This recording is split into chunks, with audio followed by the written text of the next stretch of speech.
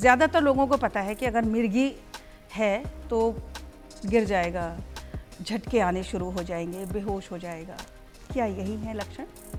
नहीं, ये जो लोगों का जनमानस का की सोच है वो इसलिए क्योंकि ज़्यादातर मिर्गी के मरीज़ ऐसे ही आते हैं इसलिए। लेकिन एक बहुत बड़ा हिस्सा मिर्गी का जो है वो उसमें पूरी तरह से बेहोश होकर गिरना और हाथ पैर में झटके आना, जो कि एक मिर्गी का लोगों के दिमाग में एक रूप बना हुआ है। उसके अलावा वो हो सकता है हाथ में सिर्फ एक हाथ में झटके आ रहे हैं, या हो सकता है हाथ या पैर थोड़ी देर के लिए सुन्न हो रहा है और फिर ठीक हो जा रहा है, झंझनाहट हो रही है, टिंगलिंग जिसको हम कहते हैं, झंझनाहट हुई और फिर पेश ठीक हो गए। हम सोचते हैं कि हाथ दब गया था, हो सकता है हाथ दबा हो, लेकिन वो लगातार नहीं होता रहेगा। वो एक बार होएगा, अगर आप सो के उठे हैं और एक बार हाथ दब गया था तो थोड़ी देर में आप ठीक हो जाएंगे।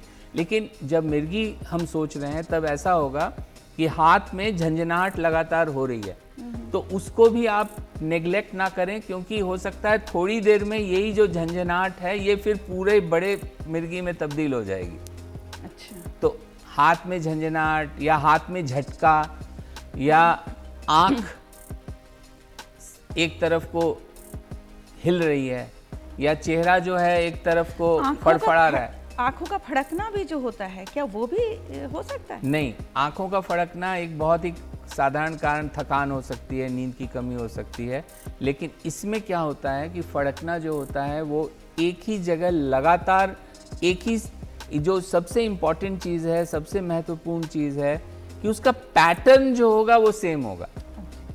वो पैटर्न, वो एक ही जगह को बार बार वही चीज़ होगी। अगर मान लिया हाथ ऐसे ऐसे कर रहा है तो बार बार ऐसे ऐसे ही करेगा। ये नहीं होगा कि अचानक ये हाथ भी ऐसे ऐसे करने लग गया, कभी ये कर रहा है कभी ये कर रहा है ना, वही हाथ बार बार करेगा। उसको पार्शियल एपिलेप्सी कहते हैं। और उसको पकड़ना इसलिए ज़रूरी है कि अगर आपने उसको पकड़ लिया तो आप उसको, पेशेंट को बड़ा फिट आने से रोक सकते हैं। तुरंत डॉक्टर दवा दे देंगे जिससे कि वो रुक जाएगा।